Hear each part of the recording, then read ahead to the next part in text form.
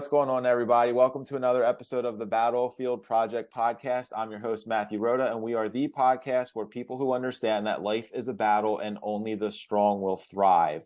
I'm joined by my friend Jeremy Schreifels here, who I'm going to introduce in a minute. But before I do, one favor to ask: if you're watching this episode or any other episode and you get value from it, whether that's it makes you laugh, cry, think about something, see things from a new perspective, anything like that, for yourself or for someone that you know, you think, hey, this might be relevant to my sister or brother or friend, and you think it might add value to their lives, please share the show. That's how we're looking to grow this, is just to add value to your lives and inspiration. And the whole goal of this is to basically share with everybody that we all deal with battles in our lives. Nobody gets through life untouched.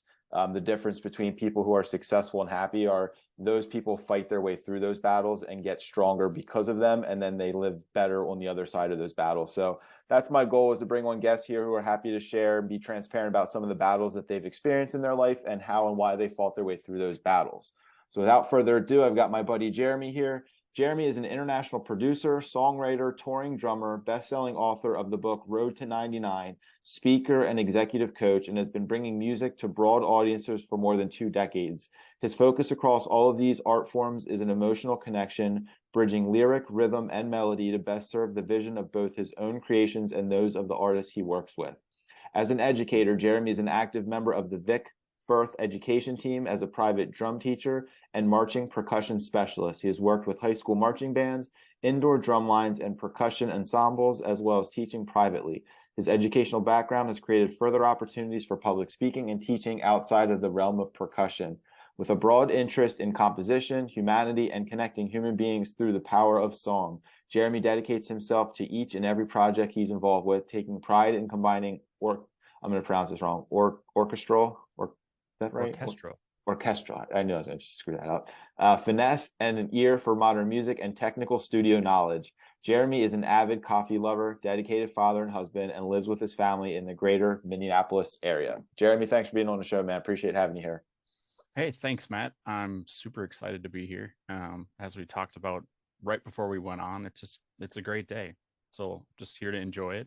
That's it. I listened to you read that intro and I'm like, wow, that's really good. I really like that guy. Yeah, right. I got to meet him someday. Yeah, I want to meet him someday and shake his hand. And I think the other thing that listening to you read that is really telling brings us into focus with what you focus on with your audience and on this podcast is just fighting battles. I think a 130,000 foot battle I could talk about just to begin with before I kind of dive into maybe a couple of specific ones is fighting the battle of being a creative, fighting the battle of being a creative in a music space.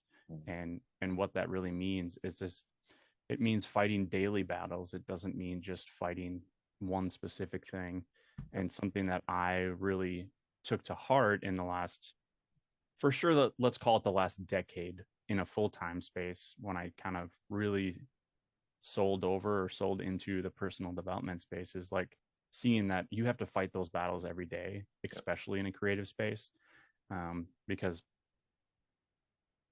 believe what you want about music and art and the performing spaces, it's a constant battle to define what is value and what is investment and what people perceive that value and investment as when you are creative. And so a lot of things that we talk about is like, what's your time worth? What kind of value do you place on that? Whether that's financial or investment of time, being away from family. I spent like 7 or 8 years being on the road with 120 to 150 shows a year, which means being gone anywhere from 43 to 48 weekends a year. Wow. So as you know, Matt, with small children, and I did this when my kids were small, they're not anymore, that can be a challenge. However, the flip side to that coin was I, as a father, had the opportunity Monday through Thursday to spend all of that time with my children. Awesome. Yep. I think one thing that came out of that, even though it seems weird that you're gone every single weekend or Thursday through Sunday or something of that nature, for me, it was awesome that every day until my kids got to driving age, which the last one got to a driving age just this past year. For almost 19 years, I picked my kids up from school every day. That's awesome.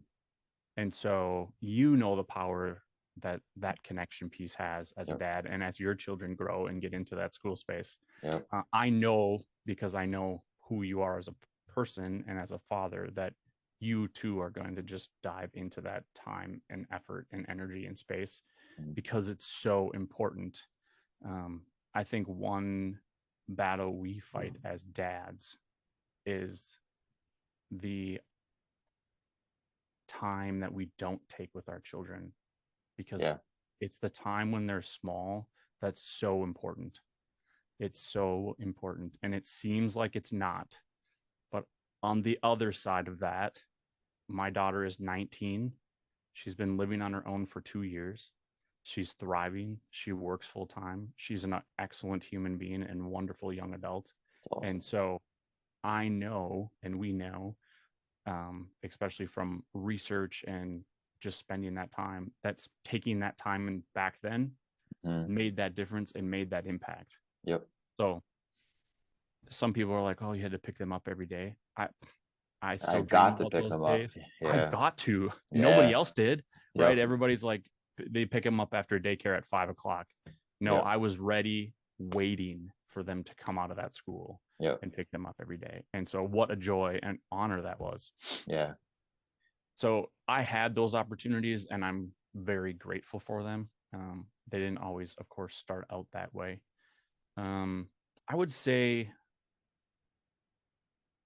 the first biggest battle that I fought definitely happened actually in the music space. It got me out of it and then back me into it. When I was in college, I went to actually university on a full ride performance degree. So in the music space, that just meant I was really into playing drums and percussion, and I was very involved in the orchestral world, which is very different than what my world looks like right now.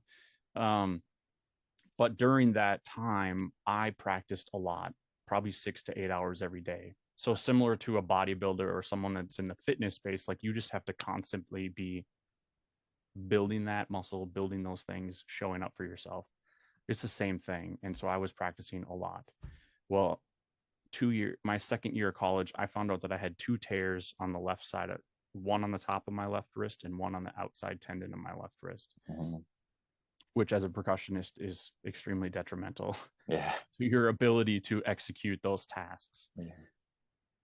Well, I ended up having surgery. They weren't able to fix or repair them just because the nature of what tendons are, and especially since they're very small in the wrist. So they actually rounded out the tears so that they wouldn't tear further. At that point, I had thought I had lost the ability to basically do my music career for the rest of my life, because at that point in time I couldn't even hold a can of soda in my left hand without it literally just dropping through. Just no muscle, no strength, no nothing, no control. And as a drummer and percussionist, literally I thought my life had ended. That sent me into a significant deep depression space. I had to change my major in college. In fact, within a year I actually quit college, went to work full-time in corporate America. Again, I had 2 small children. So in my mind space, I was like, oh, I'm doing this for my children and my family. And which was at the time felt just very noble. And this is what you do as a father and a husband. You take care of your family. And so I did that, and then went into a deep depression space. I got very heavy into alcohol and drinking, just a lot. About a year and a half after that, we came to a moment. I was very dark, very heavy. We were at a wedding that was way far out of town. I let that get way out of hand. And I actually, I don't want to use the word attempted, but my body had a response of physical aggression towards my wife. It had, and I say that because there was never a hand raised. There was never a nothing, but there was a feeling of physical aggression towards, and that was a defining moment of, this is it. this is the end. This is at like 2 a.m. I'm very ill, of course, self-inflicted, Yep. not just physically, but mentally. And we got in the car and drove 5 hours home at 2 a.m. because she's like, this is enough. You either are fixing this or we're not fixing this. So I stopped. I went through therapy. I went through 2 years of seeing a therapist and getting through that mental battle of why did that even come to where that was even an issue. I grew up with alcoholism as a big part of our family. It's very deep in our bloodline. And so was not only fighting that battle, but some other depression type battles that I was bringing with all of those things. That was the culminating moment. I made it through those 2 years and it was incredible. After I got through that, I allowed myself to just be open to the possibility that maybe music wasn't dead. Somebody approached me from my church, which was a blessing, and said, hey, I know that you used to play drums. Are you willing to do it again? And I'm like, well, I'm not really sure because I haven't picked up a stick or a mallet or nothing in almost 4 years because of fear. Yeah. I didn't do it because of fear. And so what happened is they said, just try it. I said, okay, well, what's the worst that's going to happen? I'm going to go do this thing. I'm going to be in pain for a couple days. And then I'll be like, I did the thing. It hurt. I'm over. Yep. Matt, I played that Sunday morning with zero pain. I played with zero pain for the first time in 5 years. Yeah. And so I was like, okay, well, that's just probably a fluke. I just probably just got so much. You never want to believe it could be that good. No way that just happened. It just happened. Yeah. It was adrenaline. It was dopamine. I was excited. Like my body just didn't remember that it was a thing. Yeah. So I did it again. And so I just continued to do it. Well, what I found out was I could do that thing without pain. I could play drum set without pain, which is something I had never done. And so I was like, I'm going to keep trying this. I built myself up. I fought that battle of like the headspace of pain. Like, can I do this? And then as I continued to do that, I worked more into the professional space. People like, hey, do you want to play like on the weekends, like in bars and gigs and kind of local things? And I'm like, sure, I'll try that. I've never done that before. I fell in love. Yeah. I was like, there was a reason I did what I did coming out of high school, going into college. Yeah. And this was my invitation back. Yep. I spent the next 4 years developing myself up here in my brain, in my hands, in my physical person, so that I could handle these kinds of things, and working 40 to 50 hours doing music while still working 40 hours in like a full-time retail management space. Yep. I went back to school to finish my degree. Wow. While my wife was finishing her master's degree with 2 small children. I say, why? Just bite off more, right? Keep going. But there was a plan in it all, and there was a reason. And I got to a point where I was able to physically leave the full-time management job because it actually started to be a toxic environment for me personally. Yeah. Only because it wasn't where my passion was. Yeah. And so fighting that battle, going through those things and coming out the other side, really just like, okay, well, this is where your passion is. You need to do it. Yeah. It's better for you. It shows your family that you can follow a dream and you can work hard for it and invest in your passion. I think it's so important. Yep. And have somebody that is willing to see you through it and be right alongside you. I have amazing support in my wife, which I'm beyond grateful for. Even my children, they've spent the last 19 years coming to gigs with me and schlepping gear and doing all those kinds of things. And so that kind of just grew, and it really amplified me into the music space. And I went all in. Yeah. And so it was fighting that fear, fighting that depression, fighting, in that space, kind of like that alcoholism, and why was that even there? Well, of course, it Mm-hmm. was a coping mechanism, right? And I had been Yep. doing it since I was 12. So I was a decade Let you into it know. by that Yeah. by time. And so I have a much healthier headspace, a much healthier person and relationship, and a healthy relationship with that as well as I've grown and matured and gotten through some of those battles. Yeah. Excuse me. The real quick, the interim where you like lost, you had the surgery and you're like, oh crap, my like this is over. And then you said like 4 or 5 years before you got invited to that. Did you ever like physically pick up the sticks to like go again, or was it all just like you were like, I'm not even looking at them, like it's done? Like how I close did you get to trying it? for 2 years I didn't touch one. Okay. And then I started to be like, well, maybe I could do this. Maybe I'm just I was in my mid 20s, right? And we're invincible when we're in our mid Oh 20s. yeah, yep. And I was like, that's got to be all in my head. Like, I can do this. I'm young, I'm strong, I'm agile, all those things. Yeah. I can tell you that I literally picked up the mallets one time and I just went to play one thing. And that was the end, like just vibrating pain. I'm like, Yeah. okay. And so, Not yeah, I happening. did try, I did attempt. Yeah.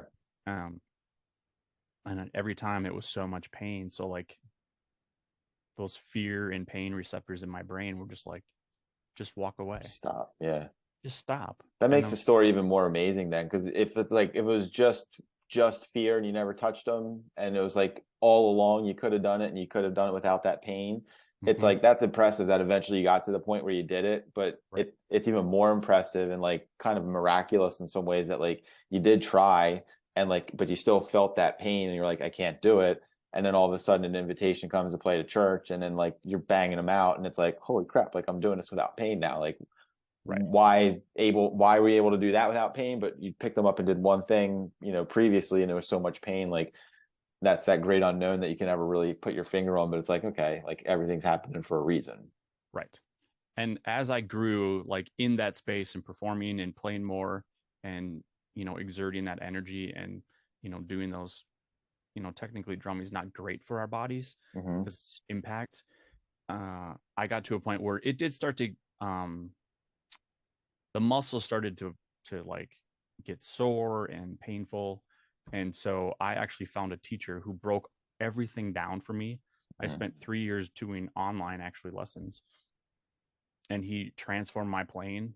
And so now, like, literally, I can play 6, 7 days a week, 5, 6, 7 hours a day. Wow. I don't have any pain Yeah, because I learned to work with my body and use what I have available to me. And it's it's been incredible. it's been an incredible journey, and I'm beyond grateful, um, for that. Yeah. So I I say that was music saved my life. That was the second time it did it. Mm-hmm.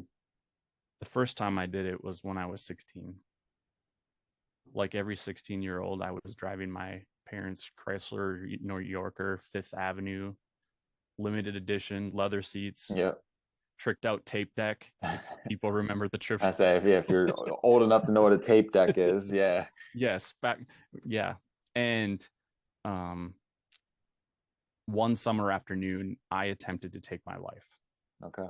because my home life was not good. Again, serious depression, Mm-hmm. and some things going on there at that time. Alcoholism was big in my space, Mm-hmm. even as a high school student. I tried to take my life. Well, that day when I tried to go off the road and drive the car into the river, the car hit the side of the road and hit the gravel, and Mm-hmm. something about the gravel jerked my wheel back straight. So I was now going back down the shoulder and Mm-hmm. stopped me. There was some sort of song playing, which I'm still trying to figure out. Um, but it put me back on the road. Wow. It put me back on the road. And so it literally saved my life, literally, Yeah.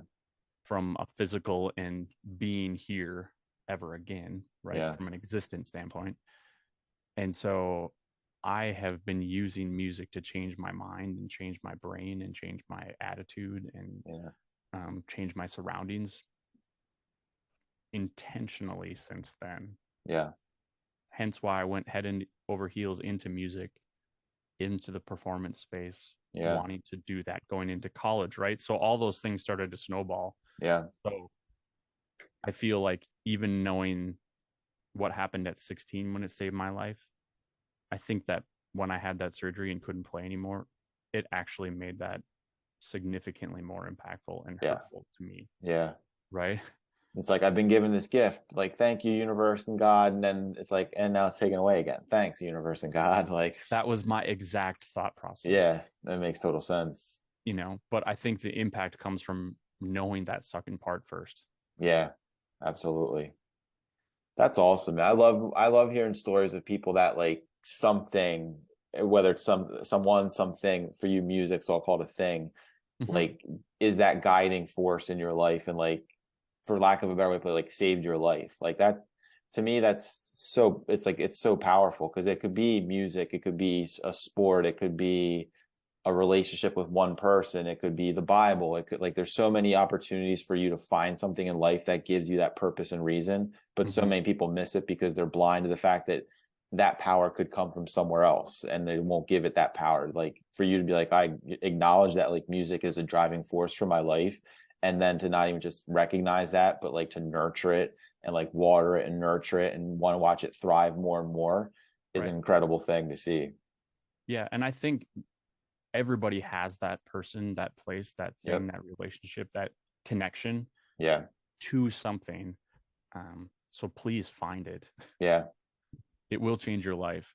And I think the power of when you really become intentional about it, as I grew into that music space, what I figured out it wasn't just music, right? It was the connection of, why does music work? Yeah. Well, because it's bringing people together. Yep. That makes it happens in community. I love collaborating with people. Yeah. Because it just brings more people together. Yep. And you have that opportunity for connection and building even more. And because it doesn't have to just be, for me, then it became not about just having to be sitting behind my drums. Right? I could write and I can create, so I could affect people through words. I was just gonna say that the way like that music makes people feel, like, it's such a powerful, you hear a song and it like takes you back to like when you're 17 at the high school dance or whatever it is, or like listening to a song getting off the bus before a basketball game, and like you get the adrenaline all of a sudden starts pumping. You're like, where'd that come from? Like, I'm 40 years old and I feel like I'm 16 again. Like, the music did that. Like, there's something that powerful about like music and vibrations that can get in you and just like flip switches for you. Yeah. And the power of music is the fact that it does actually take over 50% of your brain when you listen. Really? So, like, the most powerful thing you can do for your brain is put on a pair of headphones and listen to music. It doesn't have to be loud. It doesn't have to be obnoxious. Yeah. But just listening, it literally physically changes your brain. I did not know that. And it takes over 50% of it. So the closest thing is like about 17% of one half, and that's mathematics at like an extremely high level. Yeah. So it's the only thing that gets close. So it makes sense to me always that when like you're going to go onto the basketball court before a game, that they're pumping the music loud, right? Oh yeah. Because then we're not thinking about the crowd. Yeah. We're not thinking about like, oh, I kind of hurt my knee on practice on Thursday. I really hope I get through the game. Yeah. All of those kinds of things, they literally physically go away. Or why you listen to music on your headphones while you're working out. Yep. It physically doesn't allow you to think about the pain you may or may not be inflicting on your body. That's incredible. So now, like, as you say that, I'm sitting here thinking, like, because I grew up listening to rap music, like 90s rap music, and I love it. Like, I like the beats and stuff, but like, but I've also at the same time been aware of like the words, most of the messages that are shared in that kind of music is not feeding your brain and soul with positivity. Like, a lot of it's like not good. So now I'm like, you're saying 50% of your brain, I'm like, like it's that powerful. So then how much, and I have a foul mouth to like, and my wife is like, it's just upstairs earlier. I said, fuck, for some reason. She was like, I don't like that word. I'm like, but it's a word. Like, so, but now I'm like, maybe that's why like I have a foul mouth half the time, is because like the music I'm listening to is filled with that kind of language. And if it's occupying 50% of my brain when I'm listening to it, that's a big, like that's a big sponge that's getting used constantly to pull that information in and become part of who you are, how you express yourself, what you think and believe. Like that Right. music then can have a powerful, powerful effect on a human being for better or for worse. Yeah, it literally it's both. Yeah. You know, and if you think about, and I love that you actually did this completely unprompted. You actually described an experience from high school. Yeah. 95% of us, when I ask the question, what's your favorite song? 95% of people will go back to something that they listened to in high school. Yeah. It's your Yep. most formidable years. Yep. It's your most disconnected from family, friends. Yep. Get me out of this headspace. Yep. So you dove into, I mean, I'm like you. I grew up on 80s, 90s hip hop and rap. Yep.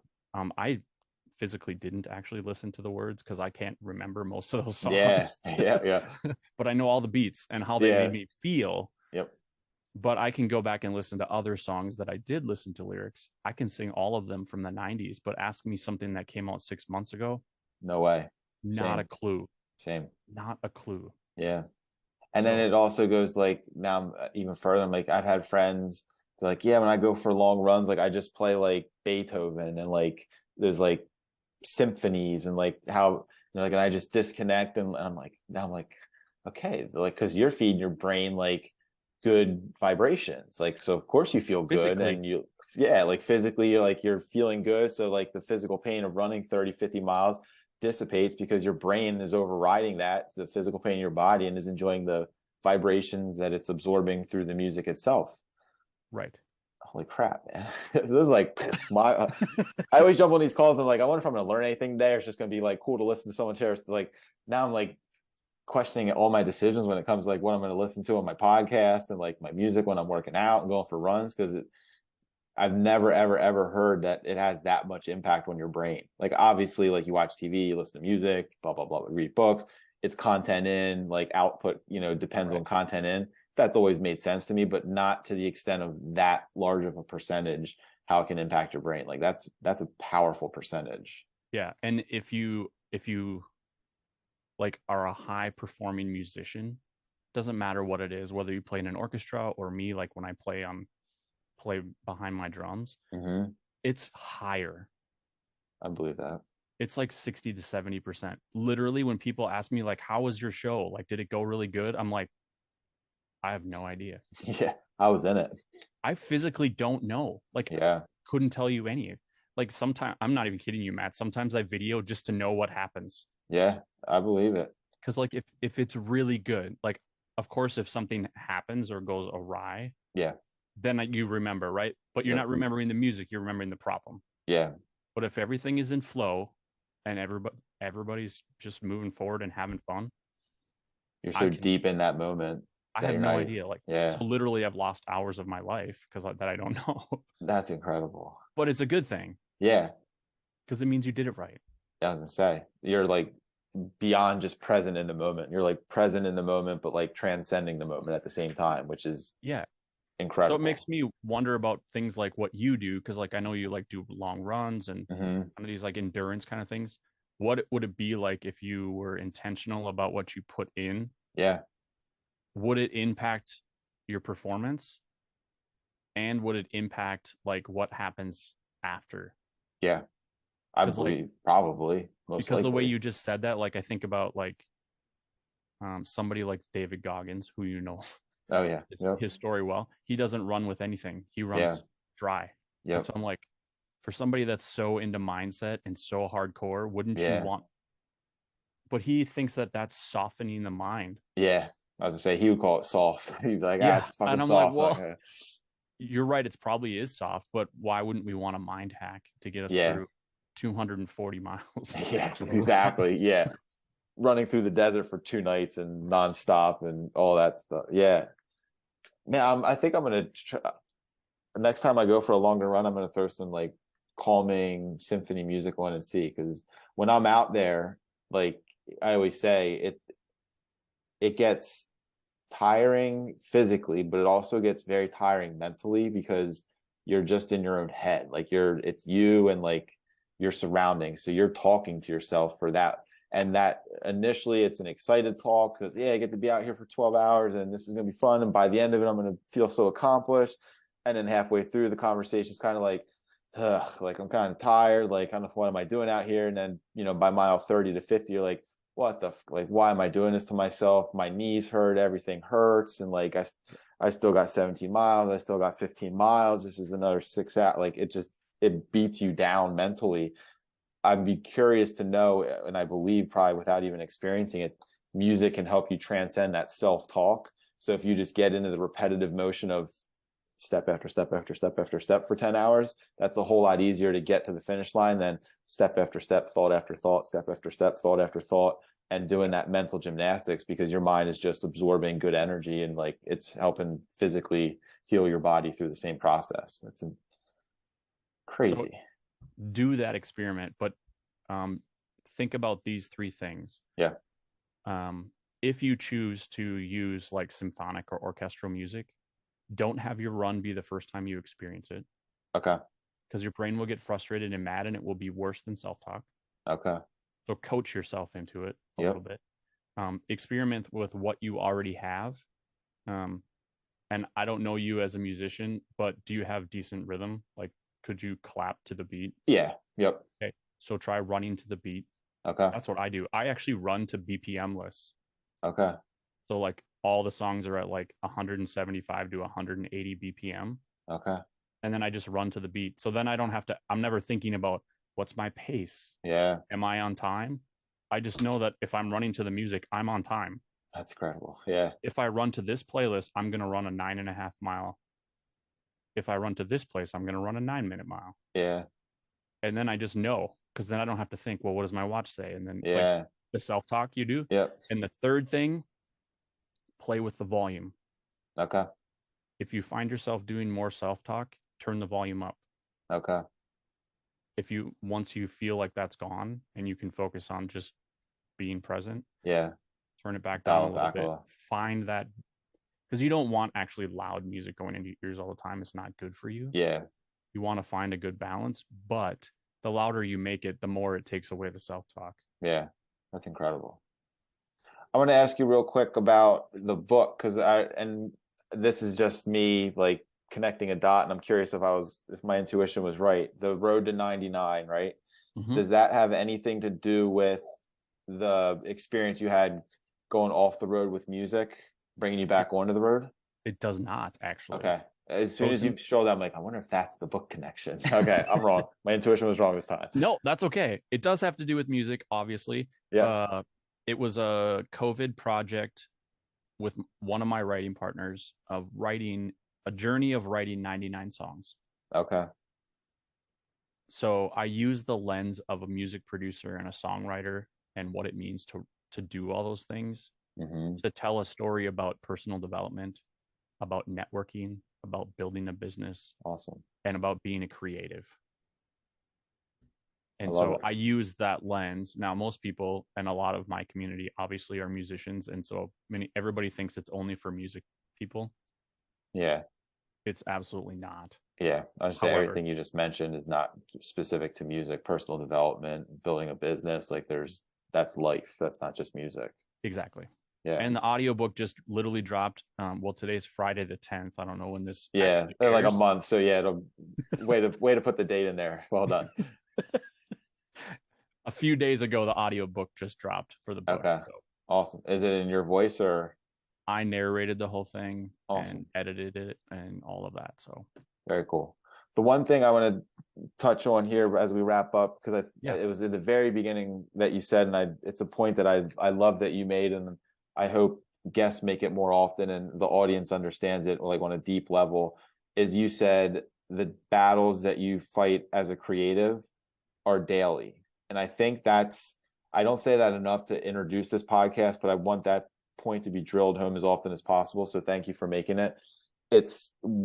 Yes, there's like these big life moment battles. Like I had a buddy on this morning and he's lost his mom tragically in a car accident 2 months ago. That's a big in the moment battle. And then there's like consequences, and like, yes, that's a lifelong battle, but like that's a big thing that you deal with, and then you kind of like, it becomes in the rear view mirror, and it becomes smaller and smaller as life goes on. Like the memory holds strong, or whatever. I had a disease and I overcame it. I got cured. Big battle. You fought it. You won it.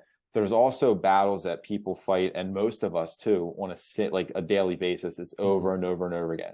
And that's the real kicker, is there's so much beauty in life, but there's also battles, constant battles. And that's where you have to, like, in my opinion, that's where the happy people, successful people are, understand that, and just like put on the armor of God on a daily basis, or whatever you believe in, and wake up, put your feet on the ground, knowing that you're going to face some kind of battle, whether it's the same one as yesterday and 3 years ago, and it's been every day since then, or it's a new one that's going to fight you for the next 3 years, or whatever it is, or it's a big one that's going to get won, and then you're going to have another big one 3 weeks from now, whatever that is. It's constant battles. Like, life is constant battles, and that doesn't make life bad. That makes life ebb and flow, yin and yang, all the above. But you have to embrace the fact that you will constantly get like thrown battles in your path, and you've got to fight your way through them, or you're going to be a victim, and you're never going to be happy, and you're going to be a defeatist all your life, and you're going to bring people down. So it's kind of like, what choice do you want to make? But I love that you made that point so early on in the conversation. I was like, okay, register that and make that point at the end, because I think that's something that people don't understand enough of. They think some people just wake up, life is magical, everything works out for them all the time, their self-talk is all positive, there's never any obstacles, and how did they get so lucky? It's like, no, like, no one's that lucky. Everybody has battles, internal, external. It's just, the good people in the world who will want the good life, they fight their way through those battles on a daily basis. I couldn't agree more. And we wake up every day, and I actually wake up and embrace them. Same. Because it's an opportunity to learn, grow, and be on that journey. And yeah, you're going to fight some big battles. You're going to win some and you're going to lose some, but keep fighting. You're going to learn some. Yeah. And like, fighting. And what you said there, and inspire people. Like, for me, that's one of the coolest things in life, is like, okay, we're all going to fight a battle. I have the ability to like face it head on for myself, so I live a good life, but then also to show anybody that might be watching, that's how you win battles. And that's how you get to the good life, is you fight those battles with courage, with, honesty, with love in your heart, et cetera, et cetera. And that's my, my purpose on this life, is to lead by example, lift others up, live surrounded by love, and love my story. All those go into that piece of the puzzle, which is like, I just want people to know that you can and should fight your way through these battles, because at the end of the day, they're never going to go away. But your ability to win is a constant thing that you're in control of. And when I say win, you'll still lose, like you said. Like, winning isn't every single battle is like, oh, check, check, check, check, this was easy. Like, winning is knowing you're going to lose some too, and still finding that strength and that power in that loss, so you can still continue to inspire other people through it. Yeah, it's that being grateful all the way along the way. Somebody said something to me this morning in a message, and it was in a thread, so it wasn't anything specific, but just made this statement of, you're already living someone else's dream life. Exactly right. Yep. So be grateful for that, and then inspire those people. Yeah. Awesome, Jeremy. Where can people find you online if they want to just follow you, get your book? Is there, like, I'll put you gave me your links. I'll put those in the show notes when I share it on YouTube, but just here, share them with the people listening. Absolutely. Well, I'm on all the socials. You can find me under Jeremy Schreifels. You can get the book at roadto99.com. It's also on Amazon. It's on Audible, all of those spaces. So, and feel free to connect in any way you want to, musically or not. Awesome, man. Well, thank you very much. Like I said at that one point, I'm like, I always jump on these being like, I'm going to hear a good story, and like, I'm sure it's going to be inspirational. And if I don't pull something out of it, like someone in the audience will, which is the point. If we could just like impact one person, it makes it all worth it. But this one, I'm like, holy crap. Like I've got my own homework to do. I'm like, I want to go out and like optimize my life and figure out like how music can positively affect me and like change my life for the better too, and improve maybe my vocabulary a little bit and clean me up a little bit around my wife and all that stuff. So I got a lot out of this as well. So thank you very much. You're very welcome. And please report back to me. Doesn't have to be on the podcast, but I do want to hear how that journey goes. Yeah, absolutely. I will. Awesome. Well, if you watch this episode, like I said in the beginning, and you got some value out of it, or you think someone that you know, love, or trust would also get some value out of it, please share it with them. Thank you for listening. Thanks for all the support, and I'll see you all on the battlefield. Have a good one.